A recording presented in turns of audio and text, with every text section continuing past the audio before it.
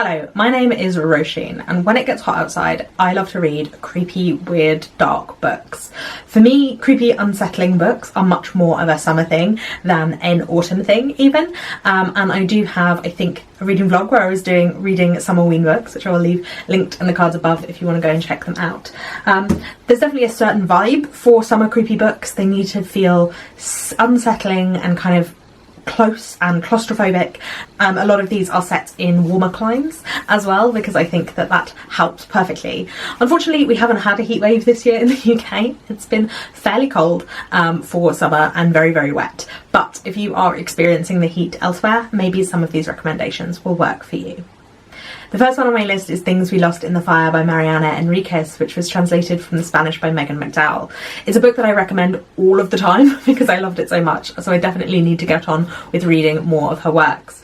It is a collection of short stories, most of which are set in Buenos Aires, although some are set in other parts of Argentina, and they follow characters as they deal with creepy, unsettling supernatural things, but a lot of the time linked to Argentine history and linked to the current economic situation in Argentina, the inequality that is present, darkness in the barrios, and sort of issues of justice, but also linked to the dictatorship that happened in the 70s and 80s, I believe, in Argentina, and the ghosts that still haunt the country from that time. Most of these are more unsettling and strange books than they are like full-on like bloody horror, although there is a serial killer involved and some strange monsters as well. A lot of the time it is much more a feeling of the unknown and the strange than it is a feeling of terrible things actually happening on the page. But I really enjoy the atmosphere of them, I really enjoy the writing of them, and I think they work so well as short stories and also well as a collection.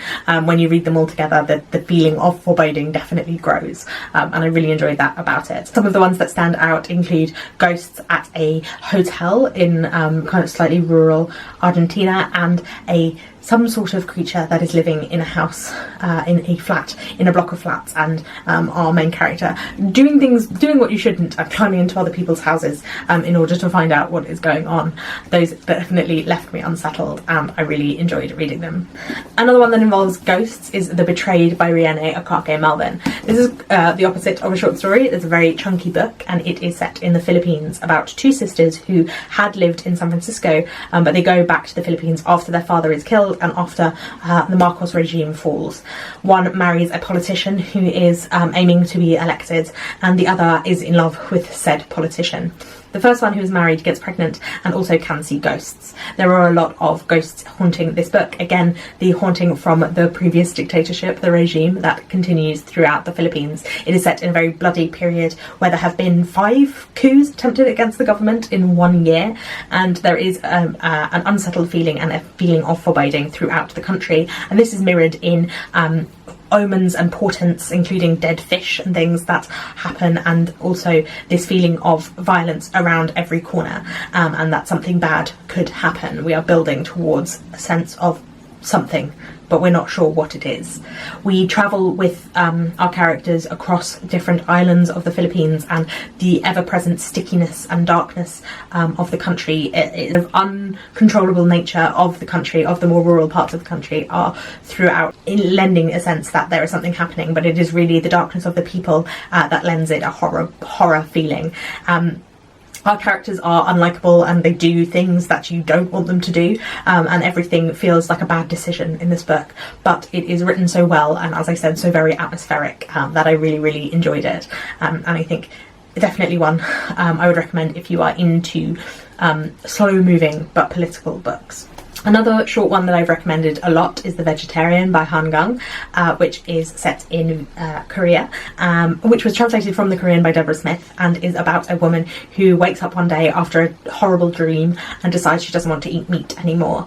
But her family don't want her to do this. They are very controlling, and her husband tries to force her to eat meat, her father as well, and we begin with that relationship, but then we move from different perspectives, see the perspective of her brother and her brother-in-law, and also her sister, and the ways that they react to her wanting to give up meat, but also to her as a person, to the objectification of her and the expectations that one will follow the script set out for you.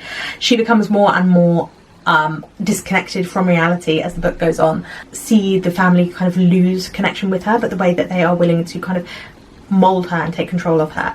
It is another one with incredibly beautiful writing. I really enjoyed reading it, but it is very unsettling, and you're in the perspective of people who are, you're not in the perspective of the woman who is losing touch with reality. You're in the perspective of people who are willing to abuse her because of that vulnerability, because of her mental health and her disconnection, and we see various different forms of abuse but mixed up in this very like dark, beautiful language that I really enjoyed and I thought was really well done. Familial expectations, gendered expectations, societal expectations, all through the metaphor of giving up meat. I thought they were explored brilliantly well. And the next one is from Japan, and that is The Sailor Who Fell From Grace with the Sea by Yukio Mishima. This is a mid-century classic, another short one, and I read this because my dad recommended it to me, and I think my dad likes a weird book, if this is anything to go by. It is about a boy whose father has died, and his mother starts a relationship with a sailor, and this boy is part of a group of boys who roam around kind of unchaperoned, and they have become disillusioned with the world. They believe that the world is not honest and not true, and they want to get back to the true raw feeling of the world, and they start to idolize this sailor, but as they get to know him more, they become disillusioned with him as well. They see that he does not understand the world the way that they do, and he is trying to be just a normal adult, and so they feel that something must be done about this. And this group of boys enact violence, and because they don't believe in society anymore, are willing to do things that become very dark. I would say look up some warnings for what they do in this book, because I think some elements of it could be difficult for people. I think really well done. It is very unsettling but very detached in terms of the way that it's written. Its explorations of masculinity and sexuality and relationships and possession, I think are done really well and really interestingly. It is uncomfortable to read, which is the whole point of these books. I think creepy books for me mean a lot of discomfort, and I found myself like itching to get out of this book at many times, but I think it's done so well because it had such a powerful response from me. Kind of a look at civilization and savagery, and also the after effects of the war, and the way that Japan viewed itself after the Second World War, particularly after Hiroshima and Nagasaki. Those are the undercurrents of what is going on here. How can one believe in a society after the things that have happened during the war happened? One that I read fairly recently is Pink Slime by Fernanda Trías, and this is translated again from the Spanish. It is a Uruguayan book. None of these books are from the UK or the US, so maybe that tells you something about where you can get creepy books. This is a post-apocalyptic book, and I don't usually enjoy post-apocalyptic fiction. I find that it often tells the exact same story and is from a very similar perspective, and is exploring very similar ideas about humanity, and I find it a little tiresome. But Pink Slime was one I really enjoyed, and I think it's because it's such a small story. So it is about algae that is red that has turned up in the bay, and all of the fish have died, and they all die at once, and then the birds leave, but we only hear about that in flashback. We are set months after this has happened, and an illness has come, and many people have died, and some people and many people are still in the hospital. It is post-apocalyptic but still with a like functioning bureaucracy, kind of almost a parody of the way that bureaucracy works in many countries. There is the black market, and there are people trying to circumvent it, and there are things that seem needless and unnecessary that are just there for busy work. But mostly we are set in the house with this one woman. His mother has gone further inland to live in a fancy house because they've been abandoned, whose ex-husband is in hospital, and who has been charged with looking after this young boy who has an insatiable hunger because of a chromosome issue, which means that he will eat anything at all, including sometimes his own hand he attempts to eat. And so there is that unsettling feeling of not knowing what is going to happen, of the world being upside down, but at the same time very still and just keeping going. But there is a sense of foreboding, and also some sort of disgusting things that are happening as well, with things that have been abandoned, with this boy and her attempts to look after him. It is a look at motherhood and caring, but in a very kind of detached way. I really enjoyed this book. It is not what I was expecting from it when I went into it, but I think it does a really good job of exploring this in such a a detached and creepy way. I feel like it's the only creepy post-apocalyptic book that I have read that doesn't have zombies in it, and I think for such a slow moving book in which a lot happens, it has so much atmosphere and so much discomfort. Another ghost story now is Build Your House Around My Body by Violet Kupersmith. This one is set in Vietnam, and it follows a half Vietnamese, half American woman who has gone to Vietnam and is teaching English, and also 30 years earlier a girl who went missing in the highlands of Vietnam. And so we are in Ho Chi Minh City and in the highlands, and this girl's house, there's something weird about the apartment where she lives. She's in a relationship with a boy, but she is very detached and very she feels like she doesn't belong anywhere. She is insecure in her position, and also she's definitely depressed, and her depression is displayed in her detachment from the world. And the strange things start to happen in her house, and then spread out further from that. It is a ghost story, and something is haunting her. And we also see earlier back in Highlands what happened. We follow this girl and her two best friends who are brothers, and their relationship with one another, and also the violence of the world in which they live, and especially the gendered violence. There are various like horrifying body horror moments, strange ghost hauntings and weirdness, kind of Vietnamese folklore woven into it. It's one that I loved, and it charmed me, even though it is not a perfect book in terms of technical execution, but it is so atmospheric and is so good at what it did in other respects that I kind of forgave it some of the slight clunkiness with plot. And again, similarly to The Betrayed, that feeling of dark, sweaty, sticky, tropical nights, and the ghosts that hide in them is a really big part of the texture of the book, and a part that I really enjoyed. I actually think I want to reread this one at some point. Another one translated from Spanish is Mona by Pola Oloixorac, which she is again an Argentinian writer, although this book is about a Peruvian writer who has travelled from Peru to somewhere in Northern Europe, I can't remember which country, to attend a literary prize award ceremony that is very esoteric, and the writers it gives are very experimental and artistic and kind of pretentious.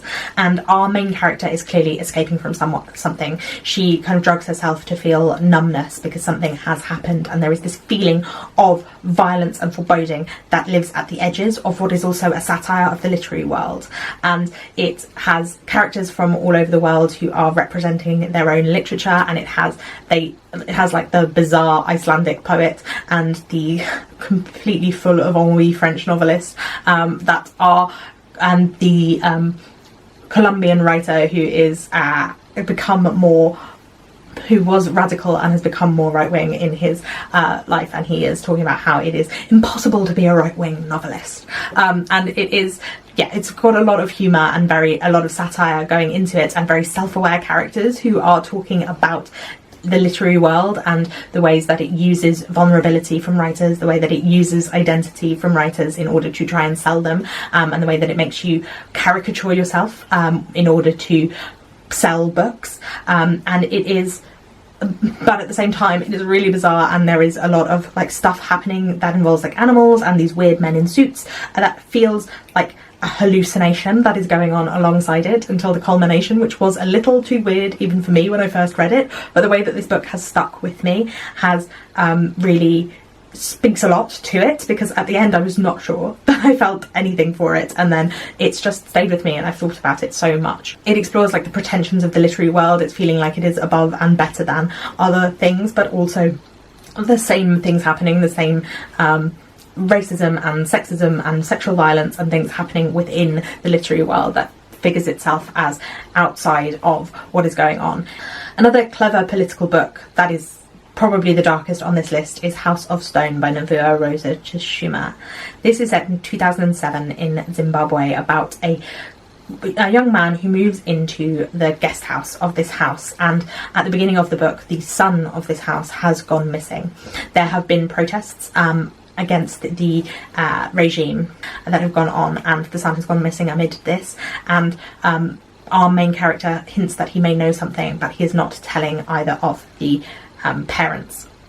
And he is kind of insidious and trying to insert himself into their lives. He plays them off against one another and tries to find out about their past, their history, what they know of what is going on. And he is an incredibly unreliable narrator, really creepy, guy, but what is more creepy and what is more disturbing is the exploration of Zimbabwe's history and the experience of the genocide and of the fight for independence that both of these characters had, and it goes to some very dark places, but it is so wonderfully written. It's a very difficult read, the most difficult read on this list, because it is dealing with war and genocide and all sorts of violence and abuse, so it is a very, very dark book in that sense, but I think it's done really well. I think that it is very sensitively explored, and it doesn't shy away from the violence. I think the characters are wonderfully honest, and they feel nobody is likable, nobody is nice, but they are all complicit in some way in the system, and it explores how systems can grasp you in that way and force you to be complicit when you live in such a world, when it's the only way. It feels like the only way, otherwise you might like die. Like, it is seriously a serious choice, and the writing of this is, as I said, stunning. It is so beautiful and haunting and really creepy and dark at the same time, and I really, really loved it. I think creepy is potentially the wrong word for this, but a dark, haunting, difficult read, and our main character is definitely creepy, one of the creepiest narrators I have read from, but it's so page turning. Like, despite being poetic and violent, it is also so page turning and so thrilling in terms of the outcome and wanting to know what is really going on, what is going on underneath all of these things, all of the machinations of our main character and the lies and the stories that are being told by our other two main characters. It's a very closed book in terms of what's going on. It happens in a very short period of time between three main characters, but obviously they tell the stories of their lives and the history of Zimbabwe. I think it was a really, really powerful read, as well as being so dark and unsettling. Those are 8 creepy books for heat waves that I recommend. If you have any creepy books that are for hot weather specifically, because I do have other creepy books that are for more cold weather appropriate, let me know your creepy books for hot weather downstairs, and maybe I will read some of them soon, although I think our weather's going to turn even colder soon, so I definitely have missed out on any heat wave reading. But as I said, let me know, and if you haven't subscribed already, please do, and remember to like this video. I put out new videos twice a week, so I will see you again very soon. Thank you for watching. Bye bye.